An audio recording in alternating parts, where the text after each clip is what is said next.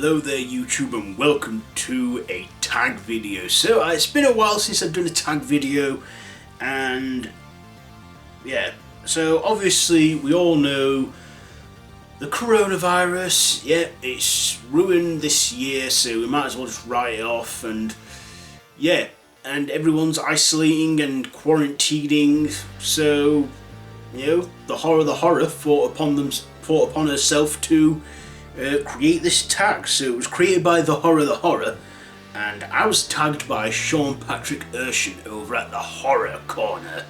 I thought I've got at least a good hour to myself whilst my mother is napping because she's still recuperating. She hasn't got COVID-19, she had something completely different, which was very unpleasant experience, but I'm not getting into that now. All I know is she's getting better, but right now she's napping, so I thought I'll take this moment to do this tag. So there are 15 questions. So 15 questions for the quarantine tag, because we're all in quarantine and we're all maintaining our sanity. So question 1. Favourite movie of all time and why? Well, up to now this isn't a horror related question, but favourite movie, God,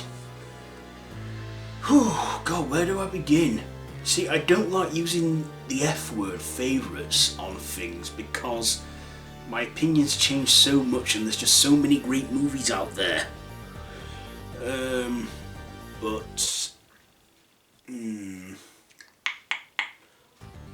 Yeah, clicky noises. What's my favourite movie of all time? It's a tough question. Really tough question.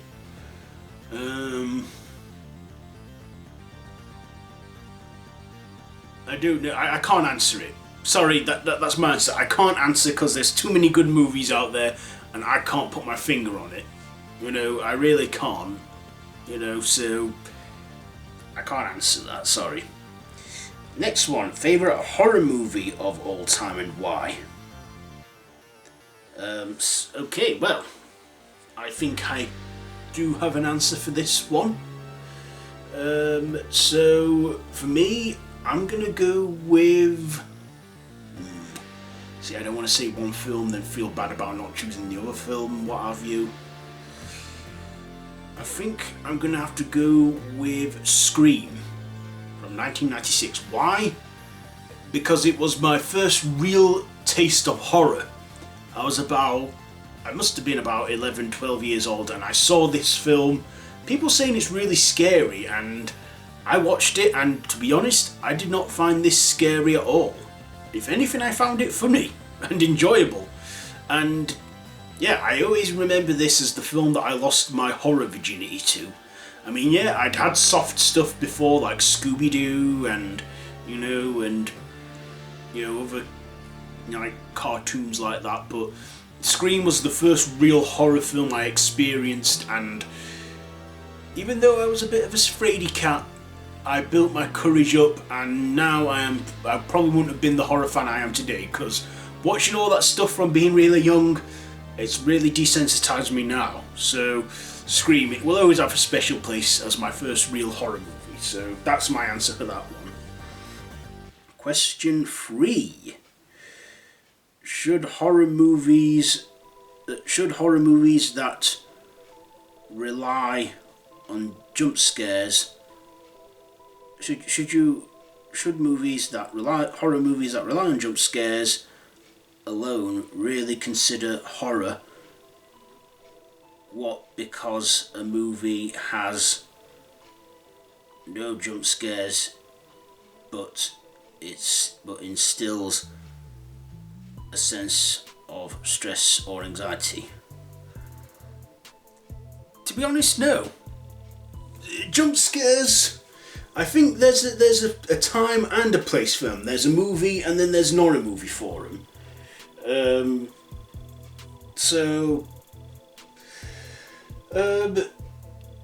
Movies like, for example, Paranormal Activity. The first two were good. The jump scares, I didn't see them coming. I was dreading them every time they were coming up. But after a while, after like the third movie, after all that, it started to get a bit dumb, and they were relying on them jump scares a bit too much and didn't bother me at all at that point.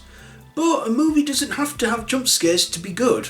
I mean, like, look at some slasher movies that don't rely on jump scares, or you know, exploitation movies that don't rely on jump scares.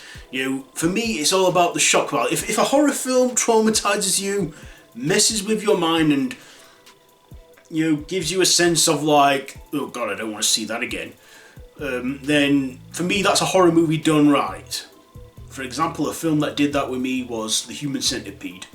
Probably because I'd never seen anything like that before, and it did, you know, mess with my head for a while. I was traumatized by it, but then I watched the other films. I just desensitized myself to all that, and now that film doesn't even bother me anymore. But for a horror film to do that to me, as a horror fan, for me, that is a horror well done. So, you know, horror movies don't always have to rely on jump scares to be good. You know, that's my answer to that one. I hope that's a good enough answer. Okay, so question 4. Greatest anthology... Yeah. God, is it? Oh, no, it's not anthologies. Greatest antagonist / villains in any film / series. I'm going to go with 2 on this one. And because it's not a horror... Because it doesn't specifically say horror, I'm going to go with various. So, for me, greatest villain in films, I'm going to go with Darth Vader from the Star Wars franchise. 4 decades on, and I don't think there's a person, even if you haven't seen Star Wars, who doesn't know who Darth Vader is. You know, even though he was in a, you know, 5 films like Episode 3 and the original trilogy and Rogue One, he still has that lasting image on the franchise, and you know, he's still getting talked about to this very day and referenced so much in films. And you know, yeah, Darth Vader, I'm going to go with that. Even though he did redeem himself in the end and become a good guy again, he was still evil in like the, you know, the original trilogy, right up until that final moment where he redeemed himself. So I'm going to go with Darth Vader in that. And for TV shows, I think for TV, I'm going to go with The Master from the longest running science fiction show, Doctor Who. Like the Doctor, he's a Time Lord. When Doctor Who in the 70s was at an all-time high, people were saying that the Doctor's like Sherlock Holmes and the Brigadier with the tash and everything. He's like his Dr. John Watson. They thought they got to give him a Moriarty, and they did. They gave him the Master, and the dynamic between them two, even to this very day, like the Doctor, the Master is a Time Lord, so even he has regenerated and been played by various actors throughout the years, and still surprises me to this very day. You know, especially in the last series. Didn't see that, well, I did see it coming, but I didn't see it coming, but still, I think the Master is a good villain in TV show Doctor Who. So that's my answer for that one. Okay, so greatest protagonist / hero in any film / TV series. Again, I'm going to have 2 answers for this. For movies, let me see. Movies. God, it's so hard. Because I love all kinds of heroes in movies. Do you know what? For me, hero-wise on the movies, the big screen, this is not a particular one hero, it's a whole team. That is the Avengers. I could just narrow it down to one, but I just simply can't do that. It's, you know, the Avengers. From the last decade alone, the Avengers have just, took over the big screen, and it's just become a big thing now. It's proved that movies can have a cinematic universe, and the MCU is the biggest one at the moment. And the Avengers, even though now the founding members are probably retired, well, Captain America's hung his shield up because he grew old, Stark made his noble sacrifice, Hulk and Thor, we may see them again, but I'm going to go with the Avengers on this one. And for TV, I'm going to go with the Doctor from Doctor Who, because that is probably one of my favourite TV shows of all time. Yeah, it's science fiction, but it does have some dark horror elements in there from time to time. And yeah, the Doctor's a woman now, but to be honest, I've always enjoyed the show despite the actor. And even though the Doctor's been various different people throughout the years, I think of them all as the same person, because they are. And I think that's like the Doctor's superpower, regeneration, which is an everyday thing on her planet, Gallifrey. So I'm going to go with the Doctor on that. It didn't specify whether it be horror or not. Next one. Question 6. Yeah, question 4 5. This is number 6. If you could choose 3 classic movies, which ones would you suggest to the youngest like me? The youngsters like me? Well, when I talk about stuff from the 90s to kids today, they sometimes have no idea what I'm on about, and that makes me feel old. Plus I'm like pushing 30 now, so does that still count as being a youngster? I don't know, but movies that I would suggest to youngsters like me, well, again, it doesn't specify horror.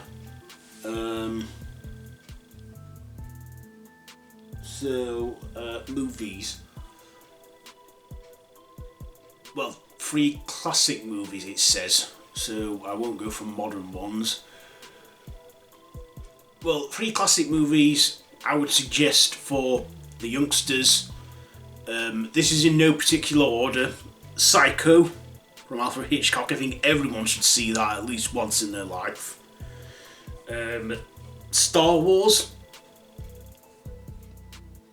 The first one, A New Hope. And if you can get it unaltered or unremastered or anything, then that is, yeah. And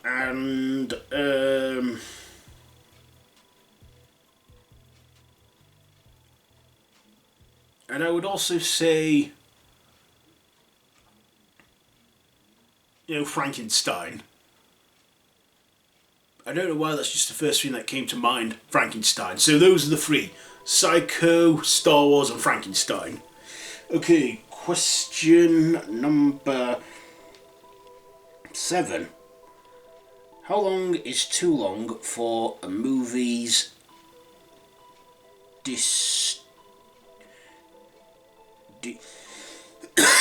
sorry, my voice is starting to straighten now. How long is too long for a movie's duration? Does movie length depend on the genre? I would say yeah. For me, I can watch an action movie for hours on end and time can fly by, like Avengers Endgame. That was 3 hours, but it didn't feel like 3 hours. Or Avatar, again, that was nearly 3 hours. The Lord of the Rings, I think that goes on a lot longer than it needs to, plus I'm not really a fan of that franchise. So yeah, I guess it does depend on the genre. So action, action, superhero, comic book stuff, or just action stuff, yeah. but not slow pace, not slow builders. You know, like Peter Jackson's King Kong. I feel like an hour of that could have easily been cut out. If it's like a drama that's on for 3 hours or possibly 4 hours, like Ben-Hur or Cleopatra, I can't sit through those films. I can watch them, but I got to do it in stages because that is just too long for me. So the answer to that one is it does depend on the genre. In my personal opinion, it does. Yeah. So yeah, I'm going to the next question now. Question 8.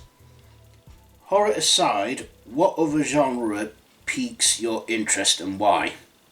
Well, other genres, of course, is comedy. I love a good laugh, and I think of myself as a bit of a comedic, eccentric person myself. And science fiction, because science fiction sometimes can mix well with horror, and I think the world without science fiction, the future would be blank, and nerds would be extinct, or may not exist to start off with.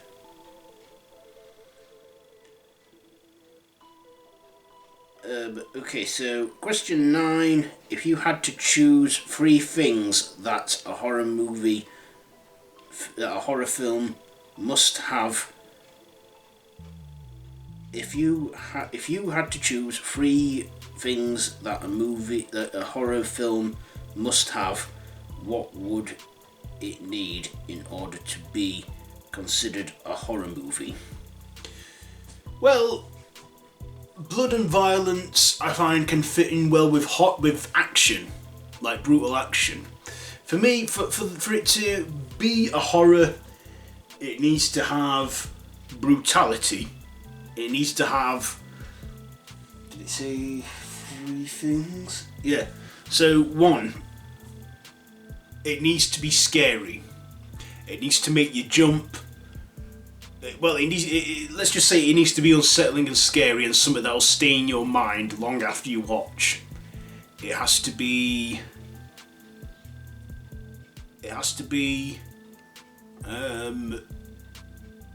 memorable. It has to have like a good, memorable antagonist, whether it be monster or human. And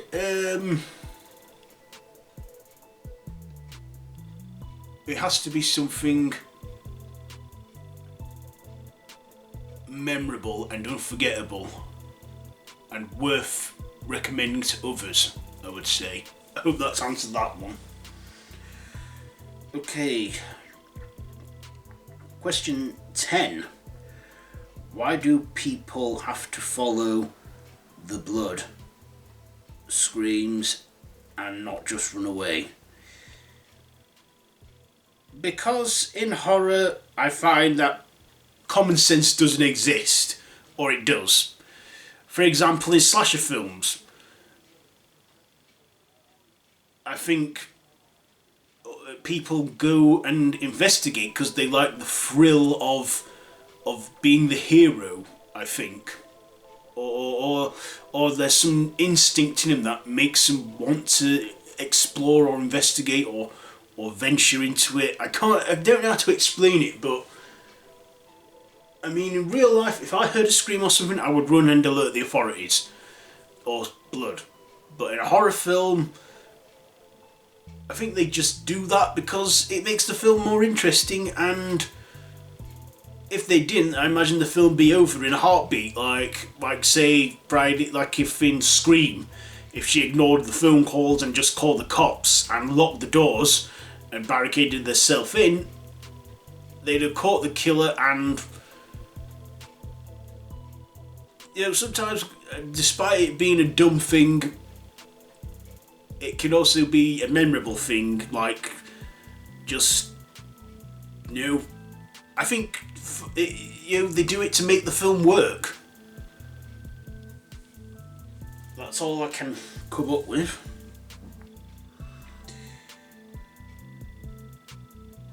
Okay, question 11. What's the worst movie you've ever seen and how would you make it better?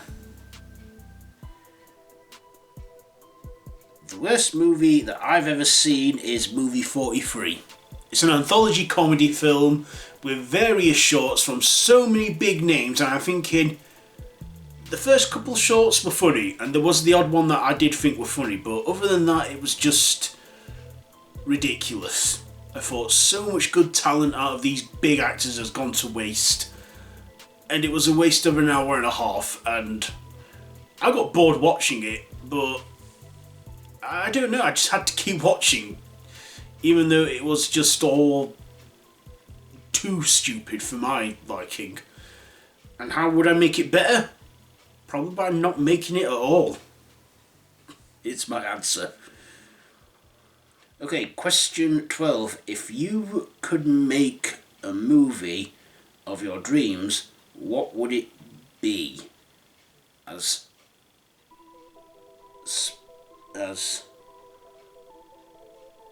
specific or general as you want. Film of my dreams, I would like to make a comedy slasher film. I have so many crazy ideas for stories and films. I would like to make a comedy slasher film that is like pretty much like Scream, where it's aware of the surroundings and the genre and everything. Just something like that. I can't particularly come up with something just like that right now, but I would love to make a horror film, a comedy horror film just like that. Okay, question 13. Are youngsters like me uncultured for not knowing about or haven't watched movies that are considered classics? I've seen a lot of movies that are classics, and I don't think of myself uncultured, but when I do talk to someone who was born in the 2000s or a kid today, I'm like, oh come on, you haven't heard of that movie, it's a classic. So I think they're uncultured. Sorry, but there are a lot of good films out there that should be seen by them. Question 14. Would you want to pursue a career in the movie making industry if given the chance, or would you like it more as a hobby? Yes and no. I do sometimes like to imagine, fantasize that I would like to make a film and be a film writer and what have you, or a maker or whatever. But then there's that part of me that thinks it's a huge commitment, and to make a movie it does require a lot of time, a lot of money, and a hell of a lot of patience. I don't know if I've got that, but maybe I'll give it a go. Maybe I'll give it a go. See how well it does if I make a movie, but I'd love to make a found footage movie more than anything, because it's just simple. I'd love to make a found footage movie on a small budget and have it be effective and see where it goes then. But I like doing stuff like I do as a hobby, so that's a tough question to answer, that one. Okay, so here we are. Final question. Question 15. What modern movie would you suggest to the older generation? Oh, let me see. What modern movie would I suggest to a older generation?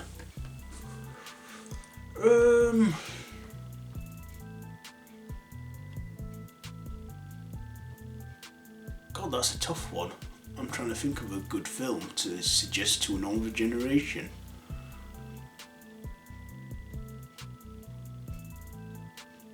I don't know.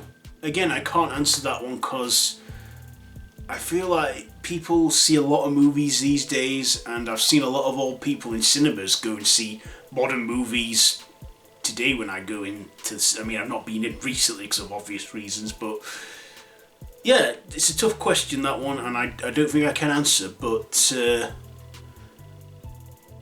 any modern movie that I think is good, really, and if an older generation doesn't know of it, they should see it.